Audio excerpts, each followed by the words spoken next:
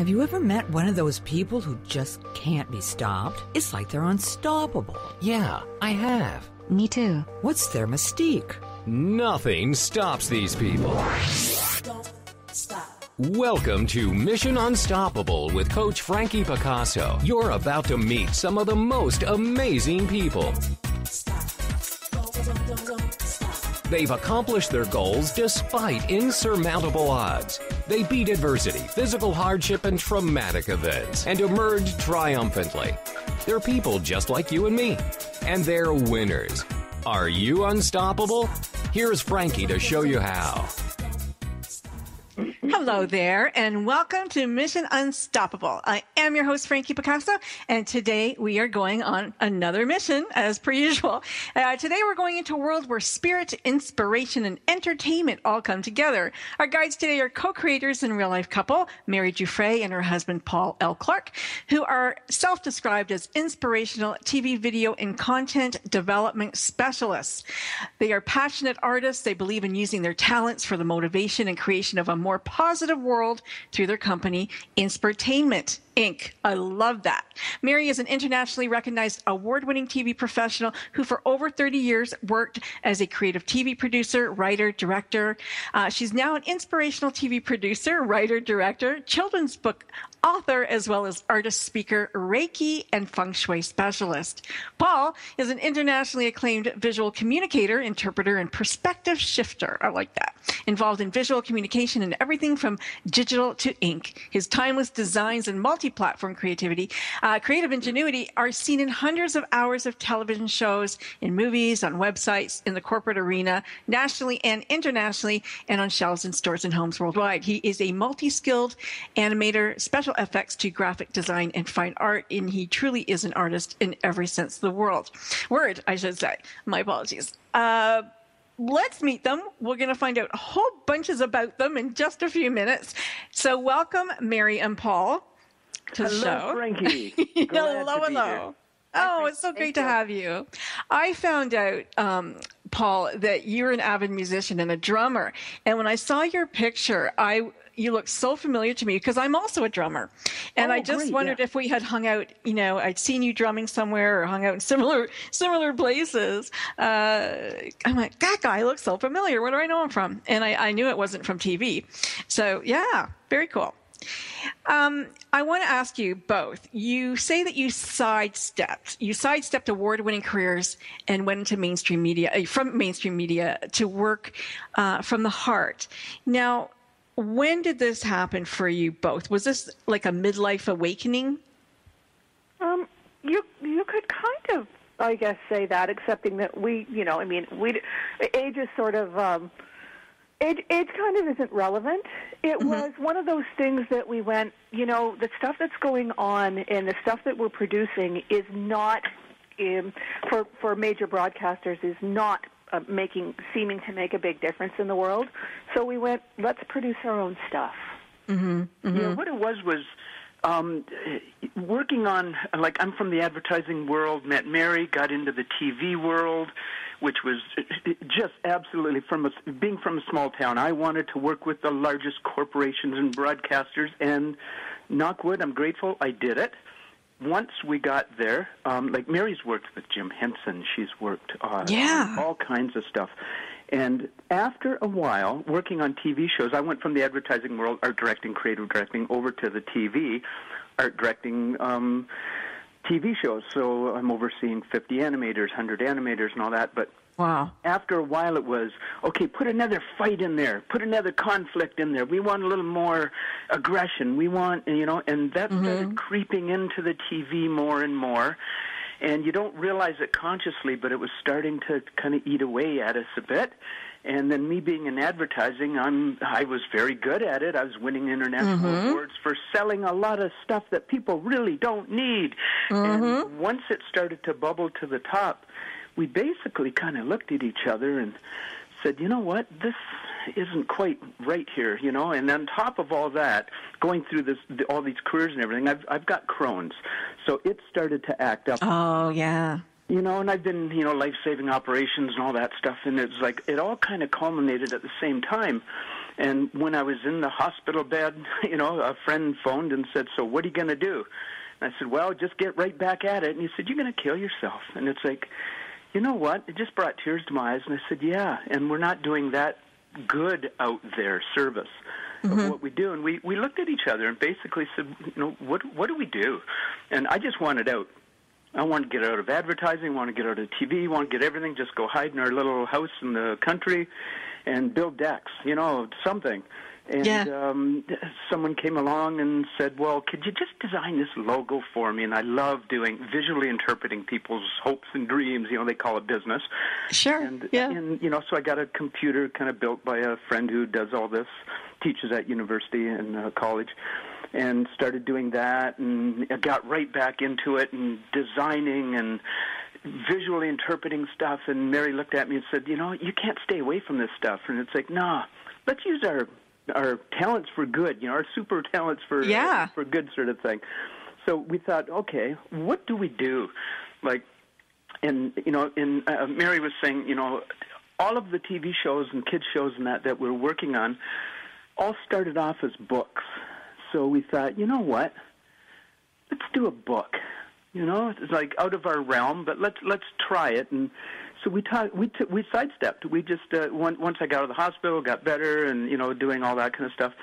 Started talking to educators all over, curriculum developers, Montessori people, guidance counselors, librarians, grandparents, and we said, we know what kids like, burps and loud music, and we know how to get their attention. We've been doing it for years, on a grand scale. I've worked on TV shows for Atlantis and Disney and all that. But what do they really need? And they all said anything that would help build their character, character development, that kind of thing, and don't make it like a textbook. And so we took some time, and it was just obvious to us. It's like with the TV experience and all that. We took every one of their issues and wrote a limerick for it, because rhyme really works. It does work, and it's interesting how, I can still remember nursery rhymes from when I was a kid, and I was watching a movie the other day, and somebody was reciting these rhymes. I'm like, and I don't know if my children still remember them or not, but I certainly remember, because my mom was big on the nursery rhymes. Yeah. And it's funny how they stick with you for forever, And we started looking at those and realized, where did they all come from? And they're all coming from medieval times and talking about diseases and plagues and and it's like, wait a minute, can't we do something that's a little more positive here, And it's been like our first book was Scribble Grin. We call it 53 Rhymes for Inspiring Times. We took 53 of the major issues that the teachers and everyone told us and wrote a limerick for each one. Some are a little longer because you have to explain things a bit more. But basically they're all 5-line rhymes. First, let me stop you for 1 second, because I want to say that these are the most beautiful books. Scribble Grin, 53 Rhymes for an Inspiring Time, best children's winner, Indie, Award Excellence winner. Absolutely beautiful book. Thank you. Yeah. Very, very, lovely. Kids, adults, everybody wants to touch it and see it for sure. It was awarded the winning finalist in USA Best Book Awards. So parents, if you're listening, this is a book that you will want to get for Christmas. It's a book you want to put in your stocking. It's a book you're going to want to read to your children daily, and kids are going to want to read to themselves because it's fun. It's fun. It's colorful. It makes sense. It's giggly, It's rhyme with reason. A lot of education. Yeah, rhyme with reason. These are nursery rhymes for the 21st century. Which is really nice. It empowers kids. That's the whole thing, and they don't realize it. And you talk about bullying. You talk about people who don't make you feel good. Yourself. Shyness, what's inside that counts. Your skin color shouldn't matter. Your socioeconomic situation shouldn't matter. All of that stuff. It's issues that kids deal with every day, but how do you bring them up and talk about them and use them as stepping stones to, open the discussion on all these issues, they're easy, they're fun, and that's what they said is, how do you make bullying fun? They get the police to come in and say bullying is bad, and it's like, yes, Mr. Policeman or Mrs. Jones, we know it's bad, but now we're getting teachers calling us saying they had they introduced the book on in the morning. The afternoon there was a horrendous name-calling situation, and she just said, anyone know that rhyme? And the whole class stopped dead and just did the rhyme. It was great. She said it was fantastic. Yes. And Mary, you wrote a lot of this book yourself, right? I do most of the writing, Frankie. Yeah. Paul's a guy with amazing ideas, and I have always been a writer. I have always been somebody who has been able to write and rhyme. I'm so grateful. I had a teacher when I was in grade 5 who always had us to memorize poetry. Yeah. And I was not a tremendous academic, but she had us reciting poetry, and as a result, I wound up writing a speech, and that speech won me an award. And ever since then, I have been really, really great at reciting and writing poetry. Good for you! So, wow. Yeah. So it was very cool. So what happens is that I'll sit down with a bunch of thoughts, and then Paul will go, what about this, and what about this, and what about this, and he'll give me something, and I'll take it and spin it around. So we have this really great synergy between the two of us, and it's like stuff just comes out because, and I'm blessed with that ability to be able to write and rhyme. Yeah, I love that. I used to do that with my kids, hiding presents and things like that, put little poems on their beds and let them go. And they still remember that today. They're late 20s, early 30s, but they go, Mom, it was so great. I love that. And I go, well, you can do that for your kids. Nothing's stopping you. But it is fun. Now, what is we've got 2 minutes to break, 1 minute to break. What's your favorite rhyme in the book? Do you have one? And we'll read it when we come back. Oh, my goodness. Geez. Paul, do you have one? I love different ones for different reasons, Yeah. I mean, there's one really long one that I love that actually is not is not limerick, and it's called Prince. Oh God, I don't even remember. It's okay. You know what? You're going to go to a break, and when we come back, you'll be able to find it and tell us all about it. Okay. I think that's great. You know what? When you write books like these, it's so hard to remember everything that you wrote, and your mind goes blank. But they're absolutely stunning, and I don't think there's a bad one in the bunch. So when we come back, we're going to read. We'll read a few, and then we'll talk about some other things. Don't go anywhere. We're coming right back. Thank you. That's right. Don't stop listening. Mission Unstoppable with Coach Frankie Picasso will continue right after these messages. Stop. Have you heard? The pages of American Patchwork and Quilting magazine come to life on our new weekly online radio show, American Patchwork and Quilting. Join Pat Sloan, our blogging and quilt designer host, as she talks about the latest trends, ideas, and inspirations. Her guests include quilt pattern designers, authors, quilt shop owners, and our editors. All quilters, just like you. Call in with your questions. Get quilting tips from industry experts. Learn about free patterns. Hear behind-the-scenes stories from our magazines, American Patchwork and Quilting, Quilt Sampler, and Quilts and More. Get the scoop on free stuff and find out more about the best independent quilt shops in North America. To listen to a live show, tune in Monday at 4 p.m. Eastern. Just log on to allpeoplequilt.com/radio. To hear past shows, go to iTunes and search for American Patchwork and Quilting Radio. We hope you'll join us because we know that quilting changes everything. It's the Fitness Minute with fitness expert Annette Hammond. According to the American College of Sports Medicine, nearly 1.5 million Americans have heart attacks each year, and about a third of them die. Cardiovascular disease is the leading cause of death in the United States and accounts for almost 50% of all deaths each year. It affects nearly 14 million Americans. An inactive or sedentary lifestyle is one of the top risk factors for heart disease. Thankfully, it's a risk factor that you can do something about. Regular exercise will not only strengthen your cardiovascular system, it will also improve your circulation. Many experts agree that the best defense against cardiovascular disease is regular exercise, especially aerobic exercise. So it's time to get on a consistent exercise program and increase the health of your heart. For the Fitness Minute, I'm Annette Hammond.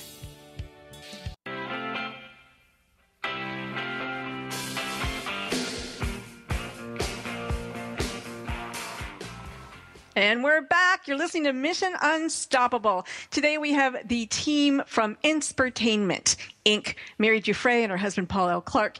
And I said when we come back, they're going to read us their favorite rhymes, 53 rhymes for inspiring times from Scribble Grin. Who wants to take the first shot? I'll do it. Okay. Oh, I think one of my absolute favorites in the book is called "Taming the Bully," and it's extremely timely for these days. Mm-hmm. It starts, "I'm rough and I'm tough and I'm mean. I'm the nastiest you've ever seen. Do it my way," she cried. "You're a bully," he sighed. "All that bellowing sounds so obscene. If you want something done in your way, there are much nicer things you could say. You'd be further ahead using manners instead, and you'll have much more fun when you play." Yeah, I like that. Thank you. Simple and memorable. That's it. It really is. Yeah, and it's a good visual. Good visual. Yeah, we were called to a school, and the teacher said, "You have to see that the kids have to meet you."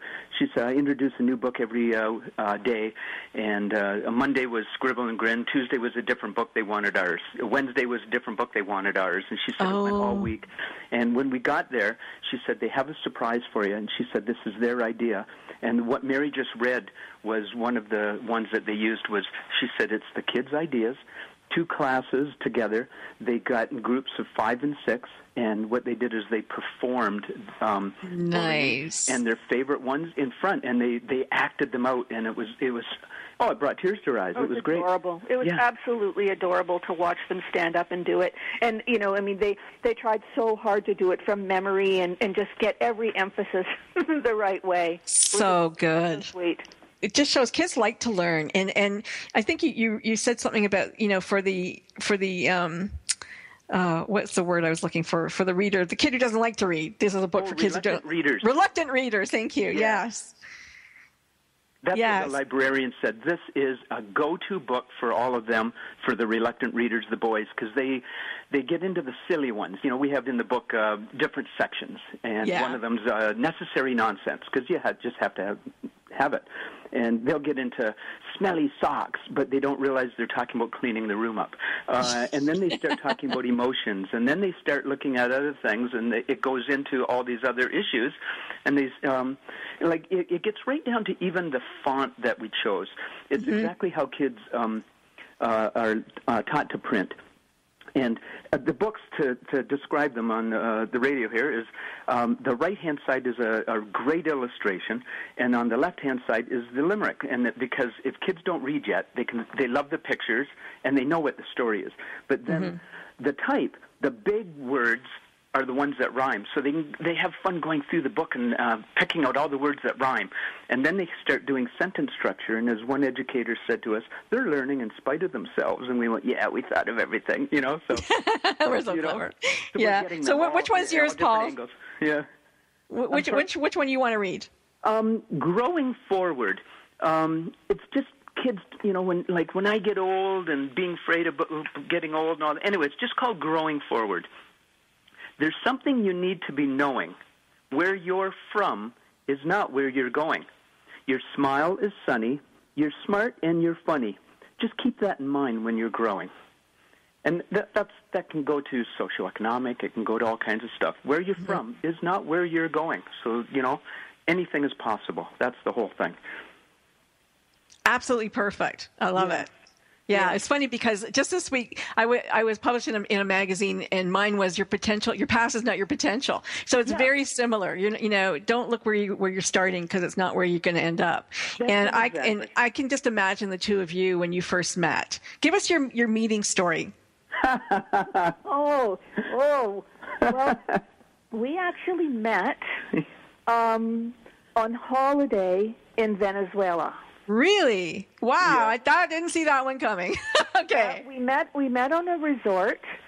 I was there with a girlfriend, and he was there with somebody else that we're not going to discuss. Yeah. She who will not be named. Pardon me? I said she who will not be named. She who will remain unnamed. That's right. And I was. It was New Year. It was actually New Year's Eve, and it was 1986. Oh, wow. And It was we were going into 1986, and it was the year that Halley's Comet was coming through. So this is like if you've ever been at the equator at any time, you know that you can see the stars in an amazing way. Mm-hmm. So as Halley's Comet is coming through, there's millions of shooting stars, okay? So he came up to me and said to me, you know, the first thing he said was, do you speak English? Because I look kind of Latin, especially because I was very tanned, and I had really, really long dark hair down to my bum. And he said to me, do you speak English? And I said, well, yes, I do. And he said, well, if circumstances were different, I would like to know you better. And I just kind of looked at him and went, okay. And he walked away. Just to interject, this is New Year's. I was with somebody on vacation, but I was sitting there for the whole night by myself. Feeling lonely, going, okay, I'm on my own. I know I am, so I didn't want to come on to anyone. I didn't need any more relationships. I just wanted to dance because it was New Year's and the music was on. So I said, excuse me, I'm not hitting on you, but do you speak English? You know. So let's play. And so, we got to know, like, that night, it was, probably after midnight, we went for a walk together on the beach, and all of the shooting stars were flying across because Halley's Comet was coming through. And we just, we knew in the first seconds of meeting that it was like, okay, this is different than any other meeting has ever been.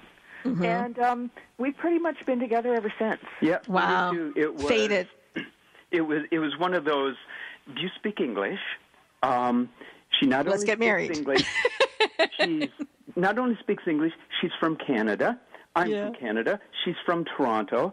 She works in television. I'm in advertising and I always wanted to get into television. And it's like, you know what? I just might be calling you when I get home. That is so cool. Now, Mary, I just want to say that Mary produced, you were the creative producer for Lonesome Dove, which is like one of my all-time favorite series. Oh, let's step back. I was not the creative producer on Lonesome Dove. I created all the promos for Lonesome Dove. Okay. Well, it was still my favorite thing. It was an amazing show. It really was an amazing show.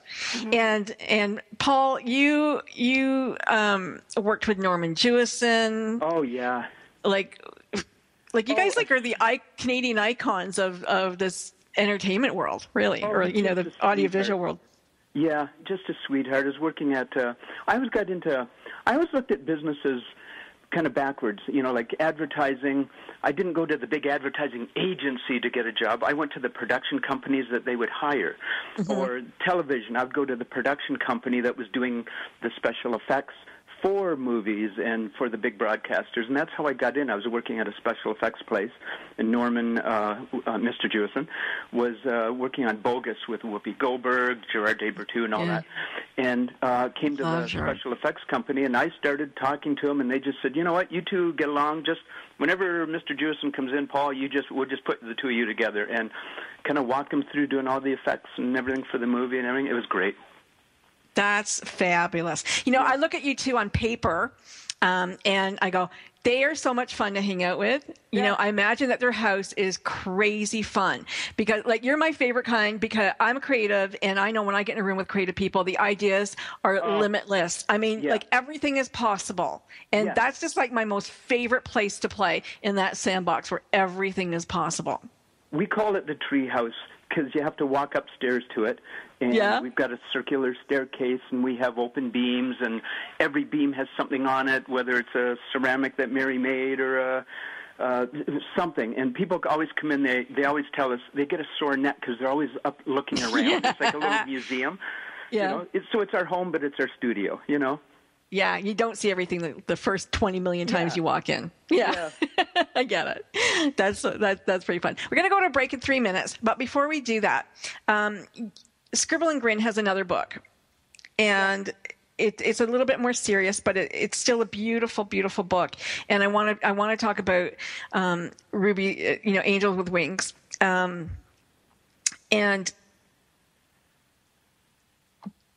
a little bit harder to talk about, but the Humane Society, the Ontario Humane Society uses this book. We're still here, right? I just want to make sure. Okay, I felt like I lost sound. I'm sorry. Okay, yeah, I felt like I lost a little bit of sound. Sorry, Angel in a Dog Suit. And this is like just a beautiful book. It's about puppy mill dog who you guys were attracted to and took home and made your own. And I love this because there was 2 times that you guys went out to volunteer. And this was one of the times that you went to volunteer for something in your neighborhood, I guess, and a story about these puppy mill dogs that had been rescued by was it the Peterborough Humane Society? No, Durham Region Humane Society. Durham Region. Mm-hmm. And this was like the second crop that had just come in, like about 30 some odd small dogs. Over 2 weeks, there were 3 puppy mill raids that brought in 125 dogs. Unbelievable. Wow. Mm-hmm. Thank God somebody's out there looking for it. Yep. And so you thought, well, if I go and do a story on a video story, then maybe that'll help them adopt some of these dogs. Exactly. And so that's what you two set out to do. And in the process, you met some very special dogs. And you have a special story. There was a little doggie with a broken leg. It was so cute. So cute. Yeah, when we still we became very, very good friends with that little dog who was actually at the Humane Society. Her name was Tulip, but she is now Coco Bear. Oh, and she lives with Marnie and her family, and we became really good friends with Marnie as a result of meeting her and Coco. And did Coco get her legs set, or was it ever never been able to be fixed? It was far past the point of. She suffers no ill effects as a result of hobbling around. She's adorable. She actually did a 5K. Oh wow! The Humane Society often does a 5K to raise money, and I mean, I'm sure Coco got carried a lot of it, but she has 2 older sibling dogs, and the 3 dogs and Coco and her daughter Rayanne all did the 5K, and there was Coco just running along on her 3 little leggies. Oh, good for her. But you met Ruby Tuesday. Just looked at each other and said, "Here comes Coco," and it's like hobble, hobble, hobble, hobble, hobble. You know, has no idea she has a physical challenge at all. Good for her. Well, we're going to another commercial break. We got 15 seconds before we go off. But when we come back, we're going to talk about Ruby, the beautiful little Ruby that you found and loved and adopted. And we'll tell her story because it's just a wonderful book, too. Sure. Be right back. Here we go. Stop. That's right. Don't stop listening. Mission Unstoppable with Coach Frankie Picasso will continue right after these messages. Stop. It's words you never heard. Why does music give us chills? Goosebumps, or the medical term horripilation, occurs while listening to music. That's because music stimulates a reward pathway in the brain, encouraging dopamine to flood the striatum, a part of the forebrain activated by addiction, reward, and motivation. Melomaniacs or passionate music lovers can get the chills from songs they are familiar with as they anticipate that long-awaited chord at the climax of the piece. Music, it seems, affects our brains the same way that chocolate gambling and potato chips do. I think I may need to stick to chocolate and potato chips because I tried piano lessons and I felt like a goostum noodle. What's a word for a person who dislikes practicing the piano? A mesodactycletus. It's words you never heard. I'm Carolyn Davidson, and you can have fun challenging your words you never heard vocabulary with my free app, Too Funny for Words. It's the Fitness Minute with fitness expert Annette Hammond. Runners are frequently plagued with injuries, aches, and pains. Much of these injuries can be traced to how they are landing on their feet when they run. When a runner lands on their heels, it sends forces up to 3 times their weight through their body. In the journal Medicine and Science in Sports and Exercise, it was recently reported that runners who land on the ball of their foot are 40% less likely to have repetitive stress injuries than those who touch down heel first. When a runner lands on their forefoot, the impact is barely measurable. Shape magazine says to land on the outer ball of your foot, behind the second to last and pinky toes. After the front of the foot hits, let your heel naturally touch down, then push off with your toes again to begin the next step. I'm Annette Hammond. If you're a fan of Fitness Minute, like us on Facebook at Fitness Minute with Annette Hammond.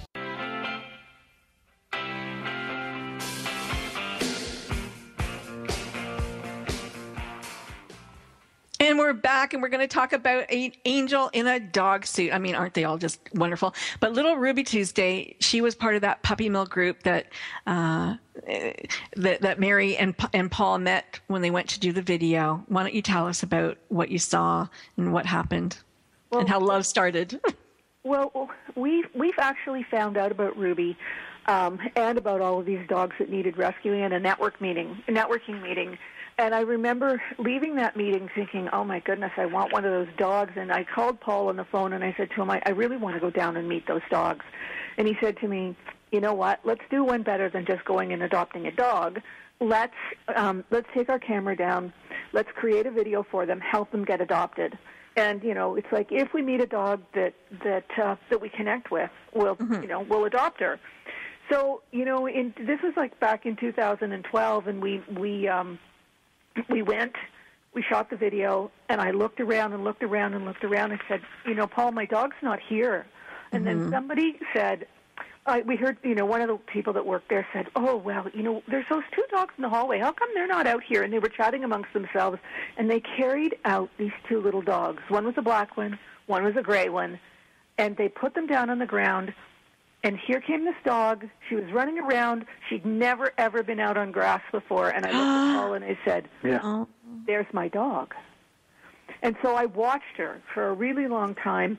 And they had a large fenced-in grassed area. And she was running around the perimeter, running around. She wasn't socializing with any of the dogs. She was looking for a safe space. And, you know, these dogs are not used to being handled. And I approached her really, really slowly, and eventually was able to pick her up. And it was like I melted. I melted in the first possible second. We had this instant kind of connection. And from then on, I would go into the Humane Society. We decided we were going to adopt her. I would go every day, and it was quite a drive for us because we live near Peterborough, and this was Durham region, and I'd go almost every day with a little tiny piece of cheese. And I'd have the cheese. I have little bits of cheese in my hand, and I'd call her, "Come, Ruby, cheese!" And so she got to know her name. She got to know who I was. And every time you'd see like a big crowd of dogs, and this little head would pop up out of the crowd of dogs, and she'd come, and we'd walk, and we had to wait for the longest 2 weeks of my life to be able to adopt her, because they won't let them leave without being spayed or neutered. Was she a Maltese or a Shih Tzu? What was she? She was a cross, we think, between a Shih Tzu and a Yorkie. Oh, okay. She was probably about the size of a Shih Tzu, but her coat was Yorkie-like, and she had a little bit longer nose than a Shih Tzu. Okay. And she had that silvery color that Yorkies have when they're little. Yeah. And you don't see Shih Tzus that color. So cute. She's so cute. Beautiful, beautiful, beautiful, beautiful. And, you know, what I love about this book, this is a personal book. I mean, it's a story of Ruby and an angel in a dog suit. And it works for everybody who needs to read a book about puppy mills and saving dogs and, you know, saying goodbye to dogs and whatever. But I love that, you know, you instantly recognize you and Paul in the book. The art is you. And I'm like, oh, my God, look. It's Mary. That's my Paul. Orson Welles moment. You know? I love that. It was so cool. Yeah. Just to be clear, when Mary wrote it, she wrote it in such a way that we don't scare the kids saying puppy mill, evil, bad place. It's this little dog was in a difficult situation, and she never gave up on love, and she knew things would get better, and things did, because she was rescued, found her forever home, and she wasn't really the one who got rescued. She rescued everyone who met her because she was really worthwhile. She had something inside her that made her glow. And that's the story for the kids. Don't give up. If you're in a bad situation, things will get better because you're worth it. And that's the story. And in the end, we don't say she died. The afterward, we say, you know, she passed away. But even in the story, we don't say she died. She just had a great life and touched everyone. Now, what happened? You only had her for 2 years, and what was wrong with her that she passed so quickly? Puppy mill dogs are very, very badly treated for the most part. Some worse than others. And to be perfectly honest, if you want to compare horrors, hers probably wasn't as horrible as some. We know about Ruby that she was not caged 24/7, but she lived in a basement. They lived in feces and urine and really horrendously dirty situations, but she wasn't underfed. She probably did not. We know she also didn't have enough clean water. But she wasn't underfed because she was producing puppies, and so she wouldn't have been able to do that at all for 6 years. Have enough nourishment. But she was 6 years old, living in these horrendous filth and stench, which the ammonia smell burns their lungs. Yeah. And, oh dear. Sorry, I'm choking up here. Yeah. Oh, take over. That's all right. We spoke to inspectors at the OSPCA, Ontario SPCA and Humane Society, who said that when they go into these places, they have to put on goggles and gas masks because they can only be in these environments for 5 to 10 minutes because it starts burning the lungs. Think of a little dog, 7 pounds, living in this for 6 years. And their scent of smell is just like 1,000 times ours. So when they are saved, they have conditions, and this is Mary can explain about Ruby now. She didn't last too long with us. No, she was with us for less than 2 years because we found the other thing that happens is that they never have any dental checks. So she got sick because we found out that she wouldn't eat. She loved her treats, and then she stopped taking them, and it was like, okay, what's going on? And then I realized that she had a really badly infected tooth. Okay. We took her to the vet. Got her on antibiotics, but when they were there, they did blood tests, and they said, this dog has a really, really, really low white blood cell count. She doesn't fight infection well. And when they checked further, they said, wow, this dog also has a really, really low red blood cell count. We're not sure how she's alive. Wow. And so she had, she went through a series of antibiotics, and, sometimes she was fine, sometimes she was not so fine. And then, she basically lived on love for approximately 6 months before she died because she shouldn't have survived. And they said it was basically lack of water and things like that, and nourishment that affect the body in long term. Yeah, when they looked at her after she died, they said that her kidneys and liver were completely shriveled up. Wow. So is the Humane Society using this as a fundraiser for themselves, or as something to give to families who are thinking about adopting dogs? So what we were told that they were doing when they endorsed the book was that they were going to write curriculum around the story, and that they were going to use it in their humane education programs. Oh, okay. So it was sort of up to them to figure out whether they were how they were going to proceed with that. And we're just very, very happy with the endorsement. Before we even printed the book, we had it in a manuscript form in a binder. We went up to the Humane Society in Peterborough and just said, "What do you think of this as a book?" And the new director there read it, and she said, "I have been waiting years for someone to write a book like this." Oh. And then introduced us to the OSPCA, who said the same thing. We've been waiting years for someone to write a sensitive book like this because it works on so many levels. It does. It really does. Yeah. It's a fabulous book. Just fabulous. Now, you guys have two new doggies? We have 2 dogs, yes, Matilda and Roxy. Matilda, nice. And they're both of them were their third homes. Gratefully, they both came from a pretty good place before we adopted them, because they were both healthy and they were both really, really happy, and they still are. Adorable, adorable, adorable. Are they little dogs too? They're little. Matilda's a wire-haired dachshund. And Roxy, I love them. Roxy's kind of a Shih Tzu cross as well. She looks more like a Shih Tzu than Ruby did. Wow. So we adopt, You adopt. And we encourage people to do that because, Christmas is coming up. It's like, let's go buy a puppy. They go to a pet store. 98% of the time, that's going to be from puppy a puppy. mill dog. Don't get one at a pet store. Buy a dog collar. Give it to whoever you want to have the puppy, and then go to the shelter. Get a shelter dog. Rescue a dog, because you don't really rescue them; they rescue you. So we encourage people to do that. The other thing, too, I do too. What people should really know, though, as well, is that, there are some very, very reputable breeders. Oh, absolutely. And so, do your homework. Make sure that if you're buying a dog from a breeder, that they allow you to see the parents of the dogs, that they allow you to see where the dogs live, that they that you see the puppies interacting with the mother. And sometimes the fathers are there and sometimes they're not, but they're not as, that's not as crucial. But it's like you absolutely must see the conditions where the dog lives or walk away. Because people think that they're rescuing these dogs from a bad situation, and the whole thing is that the people who backyard breeders and the bad breeders that do the puppy mill thing, all they're looking for is to sell dogs. So if you think you're rescuing that dog, if you bought it from a puppy mill, or if you bought it from a pet store, or if you bought it from a flea market, the dogs that are the parents are the ones that are suffering because they are made to continuously breed heat after heat after heat after heat, and most of them are sold sick, and then people wind up with a broken heart and tremendously out of pocket.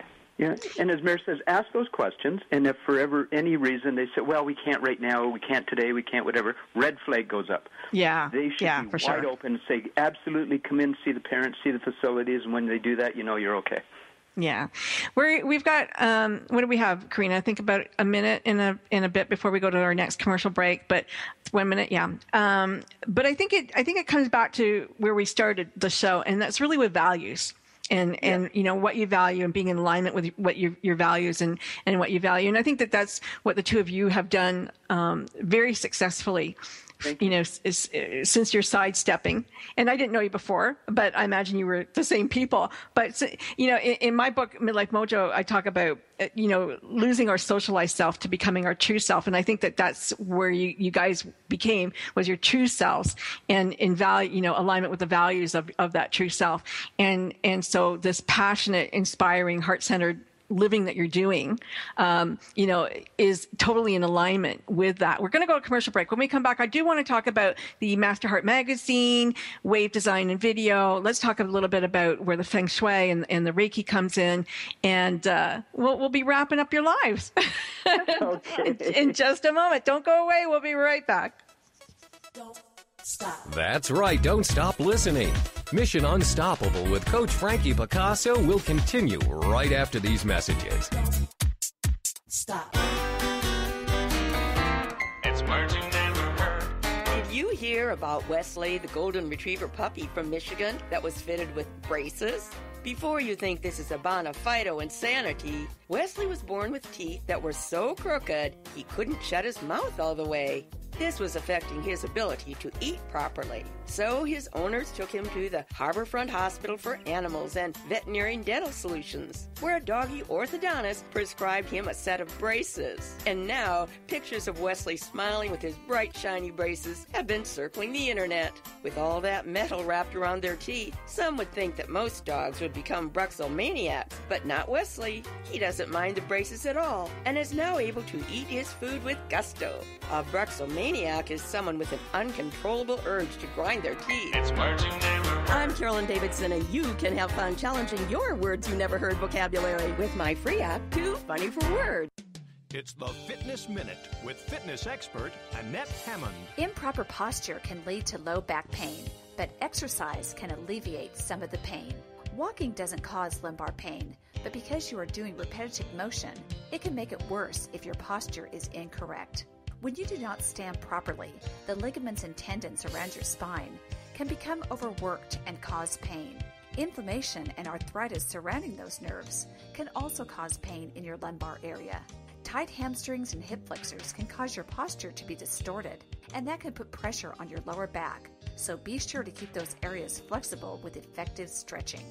To alleviate low back pain, keep the muscles of your core strong. When you are walking, running, or doing any form of exercise, pull your belly button to your spine and keep your core muscles tight and engaged. I'm Annette Hammond. Like us on Facebook at Fitness Minute with Annette Hammond.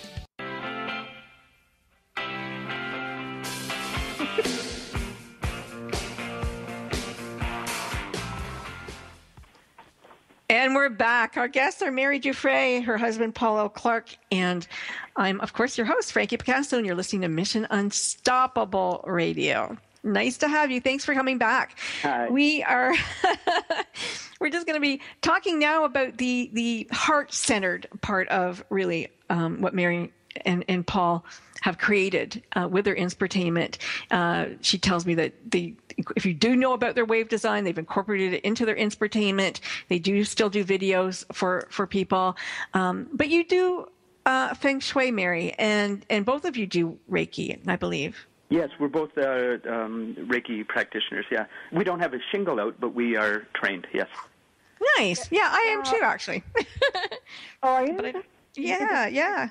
It's a marvelous thing to center your own self. Mm-hmm. You know, I mean, when we first started on this sidestepping, as we call it, the first thing I did was wanted to find something to ground into, and I had always been interested in Feng Shui. It's like I saw it as a place to be able to help myself and to help other people. Mm-hmm. So I got certified with the Canadian Schools of Feng Shui, and I did Feng Shui consultations for people in their homes for quite a long time. But now we help people apply Feng Shui to their branding. Nice. And we ask a lot of questions and formulate a Feng Shui profile for people so that we can create logos and branding for them so that their business and they themselves attract the kind of clients and the most positive energy to them. I know we have one client who for years, in Feng Shui there's a series of natural elements. And for years, this one of our clients used a fire element as her logo. And when I took a look at it and then I did her Feng Shui, it turned out that she is actually a wood element. And when we changed her logo to be wood, she started to grow. And the reason that she wasn't growing before is because the use of the fire element, fire burns wood. It's a literal kind of thing, so she was not, her business was not being ignited. So instead we used wood and water, which promotes growth, and her business thrives now. I love the idea of Feng Shui. I wanted to take it. It's one of the things I haven't taken yet that I always wanted to do for fun. But I love that. I'll have to talk to you about that. Yeah. I think it makes so much sense. And talking about a logo, we don't literally mean we say, here's a piece of wood, that's your logo. It's a wood element, so there's colors, there's shapes, like water is undulating, whereas fire is pointed, so you take that kind of approach. Mary does the analysis, and then I sit down and go, what can I do, what shouldn't I do, and design something with that in mind. So blue colors with undulating and this kind of thing is your look. Or red and orange and fire and pointed is your kind of look, or whatever the case is. And 100% of the time, they always call back and say, I don't know what happened, but things are picking up. That's awesome. Yeah. How difficult is it to find out or figure out what you are? You just have to have the right tools. Okay. It's not difficult. Yeah. I love that. Mary does a whole analysis based on the person or the business. And you can explain it more, Mary, the date that it was and all that. The year that people are born always has an element that's carried with it. Mm-hmm. And then it depends on whether you're male or female, and it depends at what time of the year you were born, because the Chinese New Year falls at a different time. Right. So people who are born in January can often be associated with the previous year, as opposed to it's like it gets a little bit convoluted, and some people go, oh, okay, so if the calendar year is from here to here, that means I must be this. And it's not necessarily true because it depends on when Chinese New Year falls. So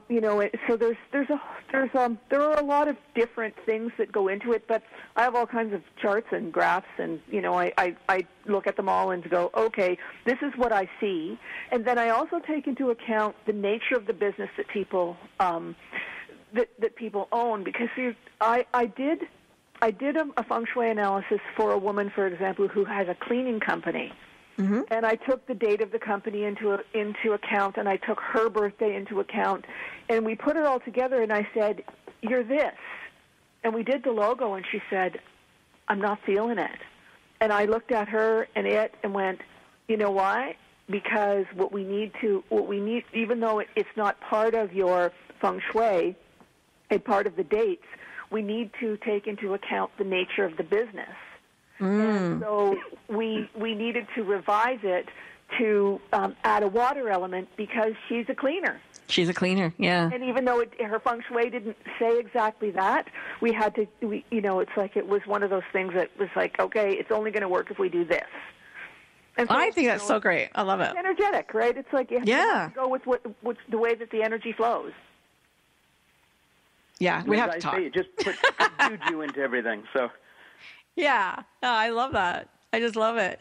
And so the Reiki is for yourselves more so for grounding and just, or you like to practice on other people, or it's just nice to have in your toolbox. When we started, we part of the taking the courses meant working on other people, and we did take clients for a while, but I personally, more so than Paul, I think, found that it was more beneficial for me to know how and to use it and to do self-Reiki. And I would definitely help somebody if they needed it, but treating people is not my thing. Yeah, I'm kind of with you on that. I mean, I'm very sensitive and I pick up a lot of stuff about them, but I got to where I really didn't want to do it. I just wanted it for me. Now, I was fortunate to meet you, Mary, through Brent, and Brent is the Good Radio Network movie correspondent, and he also writes for Master Heart Magazine, which is your e-zine online. Yes. Well, Master Heart was started as another one of the initiatives that was bringing people to a more heart-centered life. Now, I mean, I started it specifically because I personally wanted an outlet to write and to express those things, and it gave other people an opportunity to express themselves as well. It's a beautiful magazine. Yeah. Thank you. And Paul, that was kind of your encouragement, was it? And his design. Oh, the Master Heart, you mean? Yeah, Master Heart, yeah. Oh, yeah, that, and back to the Reiki thing, it was started for me almost selfish. It's like with the Crohn's and the health issues and all that kind of stuff, was like, I got to start doing something different here. And quite a few years ago, I don't know, 10, I don't know, whatever it was, decided I need to do things holistically. I need to get into energy. I've always, not understood, but I've always... known energy is around us, but never could put my finger on it and know what it was, so I started studying that more and more. And so Reiki really is like quantum touch. It's like healing touch, healing hands. It's basically, I shouldn't say it's all the same thing, but it's along the same principles. So for me, it was like for my health, and it's like, and it worked. and then the extension of that was putting that out into the world in a way that made perfect sense. And so when we started the magazine, when we started Master Heart Magazine, they were all Paul's designs. He wrote for it, I wrote for it. We encouraged other people to write for it, and it's like that. It was an easy way to find our center so that we would be able to actually put that kind of material out there. Now, I have to ask a question because, I mean, it looks like you guys are like so suited for one another, and it was definitely, fated that you are together, but it's over 25 years. You work, you live, you do everything together. How difficult is that sometimes? Or is it? Beep. You know what, Frankie? We have, with like a whole lot of people, gone around our relationship several times. We have lived in separate places because I have been fortunate enough to live and work in several places in the world. It's like I lived in Halifax, I lived in Vancouver, I've lived in Italy. And sometimes I think that had we not had the opportunity to be apart, especially because we have no children, we may not have made it. But when push comes to shove, I can only speak from my own perspective. This is where I put it. It's like, number one, I do not know a finer human being than my husband. Nice. Number two, there is not a soul on the planet else who would put up with me. And number three, I don't want to be by myself. Yeah. So aside from the fact that we love each other, those things are really important because love's not enough. I think that I can hear that you are home, that each one of you is home to the other. No doubt. Yeah, absolutely. Yeah, an anchor, a foundation of some sort. And sometimes we would like to strangle each other. There's no doubt. Yeah. I'm really mouthy and opinionated and pain in the butt kind of person from a lot of the time. Yeah, and I'm quiet and I observe. And one thing I've learned from Air is don't judge anything. Just observe. Yeah. For the positive or negative, you can observe and then act accordingly. I love it. I'm the kind of the quiet type, and I'll sit. And if something is way out of whack, I stand and go, wait a minute. And it's like, Paul's going to say something, Everybody quiet. Paul's going to say something. And yet you have taken over the show, Paul. You've spoken. Thank you. This is hilarious that he thinks he's quiet because he started talking and has not stopped. That's what I just said. I know. I've been pacing here with my lips. I mean, it's been great to hear from you. I love that you spoke. I said it's been great to hear from you, Paul, and I love that you spoke. But I find it interesting. I mean, I looked at your pictures, and you kind of remind me of my husband, who is the quiet type, who does sit back, except when he's with me, and then he's yappy. But most people think, he doesn't talk. I get very passionate about what we're doing. Yeah. We use sacred geometry in all our work. We use, like all of logos and book covers. I'm sorry. I have to stop you. Because we got 1 minute to the end of the show, and I do have to get these in. Please go to www.scribbleandgrin.com, www.rubieslegacy.ca. Make sure you go there. Look up masterheartmagazine.com, Inspirtainment. 2 words, inspire and entertainment together, Inspirtainment.com. So you can find out all things Mary and Paul. 30 seconds. Love you guys. I think you're terrific. Thank you so much for being my guest today. Everybody's going to love it. We have to go. You can come back, but we have to go now. Okay. Thank you. Thank you so much. Yes. Karina, thanks for producing the show today. And all of you, thanks for coming back each and every week. I do appreciate it. And we will see you next week. Bye. Bye. Don't stop. When the chips were down, they didn't stop. Stories of people who, when the odds were against them, turned defeat into victory. You've been listening to Mission Unstoppable with Coach Frankie Picasso. See you next time, and always remember... Don't stop.